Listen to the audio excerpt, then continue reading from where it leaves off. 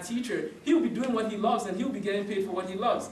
Now that could go to any other area. We've all been given different gifts and abilities and talents. When we find those gifts and we use them in our careers, then we'll do very well because we'll be giving our best regardless of how much they pay us, because we love doing it and because we know that God has blessed us with that gift. So just keep that in mind. God has given us different gifts.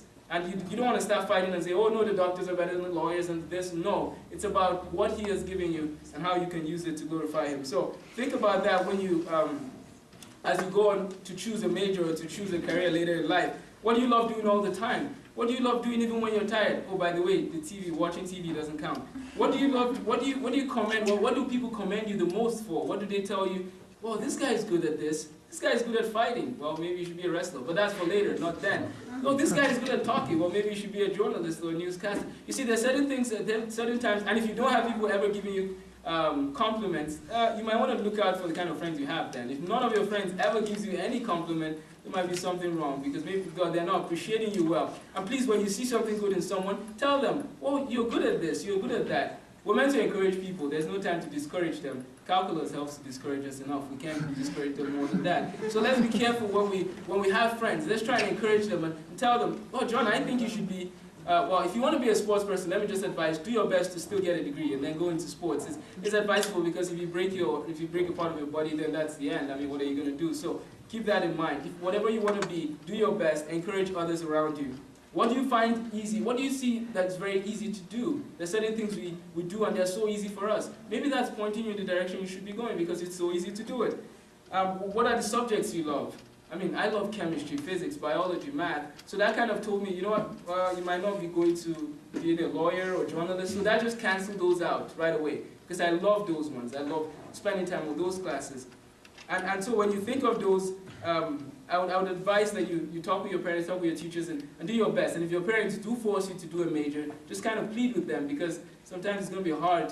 It's going to require a lot of grace to do something you don't love for a long time in your life. In Nigeria, 35 years is the working time, and my dad worked for 35 years, and I just look at him and I'm like, for 35 years of my life, I'm going to be doing this? That's going to be painful if you don't love it. So do your best to find out, and I hope you get that in. And then the kind of career you choose would affect the kind of friends you keep. I mean, it helps in a certain way.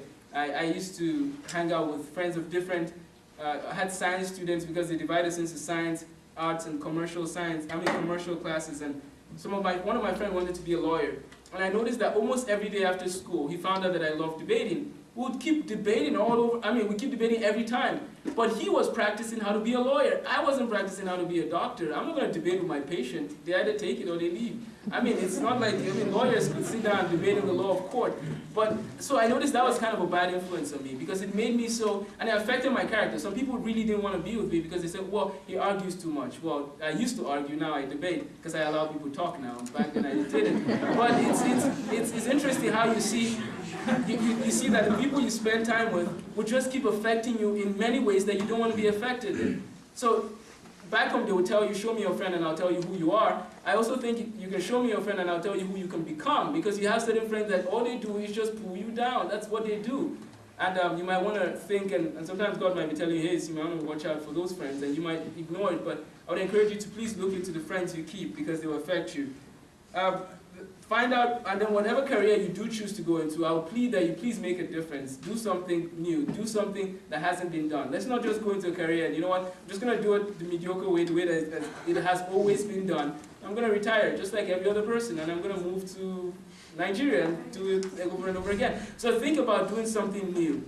Try and make up, do your best, be determined, and hopefully you make a difference in your field. Let's not just remain average. Do your best and give God the best. As I quoted earlier, do your best in everything you do.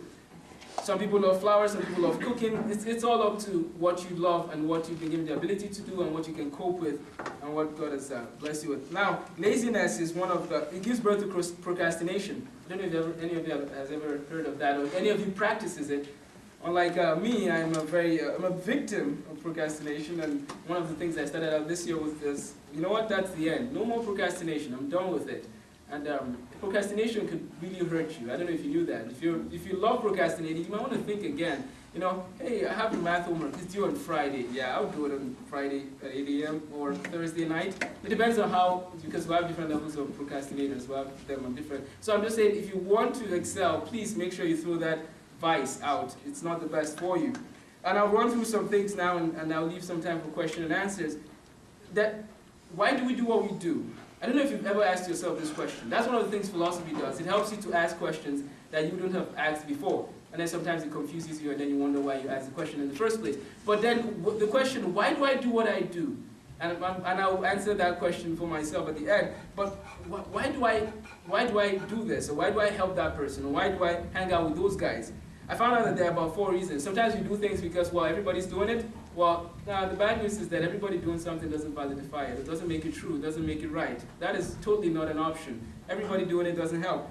It has always been like that. Oh, it's a tradition. Yeah, we did it last year. And one of the traditions which I'm kind of fighting against is the fireworks tradition. And I'll probably have to run out here if you guys love fireworks. But when I went to the 4th of July in 2007 and then 2008, it was like the same thing. So I said, why don't you record it the first year and just project it the next year so that you don't have to waste that amount of fireworks? And, well, there's so many reasons to that. And some of my friends are actually telling me to write a paper about it. And I said I will. But I just think that's a tradition. People say it has always been like that, but that doesn't make it right. If the economy is not doing well, why would you spend so much on something when people watching it, some of them don't even know where they're going to eat their next meal. And all you do is you just take those things up and they blow, and that's the end. Hey, I'm excited. 15 minutes later, yeah, it's done. So think about certain things you do. They are traditions, but that doesn't validify, that doesn't make them right. And then sometimes we do things without thinking. That's very dangerous. So you might want to think before doing things.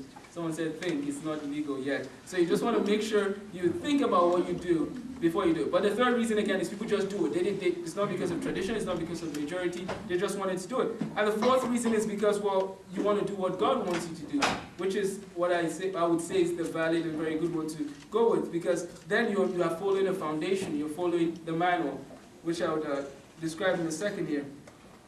Galatians 6:7, whatever you sow, you must reap. That's one of the laws that guides life.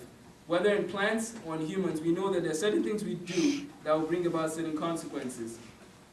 You might be a sports person, and you'll notice that if you're into sports a lot, you might get some injuries or some pains, and those are all consequences of your decision. You can choose your choices, but you can't choose the consequences of those choices. So I want to encourage you to please make sure you think about things before you do them, and you don't have to do everything to learn. I mean, some people say experience is the best teacher. I want to learn it myself. I want to do it myself. That's kind of dangerous. So do your best to learn from those who have gone before you so that you don't go and repeat the same mistake. They say, hey, Peter, do you know that as you go in life, you meet, or maybe they're describing a path, you're going to hit something and it's going to hurt. You're like, no, I want to try it myself. So you go and you hit it, and it hurt. Well, yeah, okay, I've learned it myself. But you know you'd have done something else with that time instead of repeating the mistake that somebody made and someone corrected you about. And that's why it's good to listen to when older people talk to us sometimes. We think, oh no, you're from a different age, so you don't know what's going on. But maybe they do know that some certain things remain true through all the ages. And I would encourage you to please look through, and there are many things described in the Bible. Make sure you do your best to remember that whatever you sow, you will reap. Watch your thought, it becomes your words. Watch your words, they become your actions. Watch your actions, they become your habits. Watch your habits, it becomes your character. And watch your character, it determines your destiny. That's one of the quotes that's hit me hard. And I've been thinking through that. If you notice, most times what you think about comes from what you've seen or heard from someone else. So you might want to keep that in context too. And in conclusion, I'll use an acronym, Think Big, by Ben Carson, a pediatric neurosurgeon. He used the word think big to write out different things. And one of them, T, talent, he talked about what I talked about earlier, finding your talent and using it. H stands for honesty. So being honest and living a clean life, that way you don't have to worry about what you said last week because you know it was true. And then I, insight, it helps to look for wisdom. And if you read the book of Proverbs, it goes over that a lot. Solomon said, wise is the man who can learn from someone's triumphs and mistakes. The person who cannot is a fool. And then N stands for nice, be nice to people. Sometimes they might wonder, why are you being nice to me? But just keep being nice and they'll figure it out later. That people could, in fact, be nice and not for any profit of their own, but just because they want to and because God wants us to. K stands for knowledge. Look for knowledge, and when I talked about it with the whole grades and being willing to understand what your teacher is trying to say. B stands for books. They're an invaluable mechanism for obtaining success. Do your best to read good books. I stands for in-depth learning. Learn for the sake of knowledge and as opposed to surface learning. So when you learn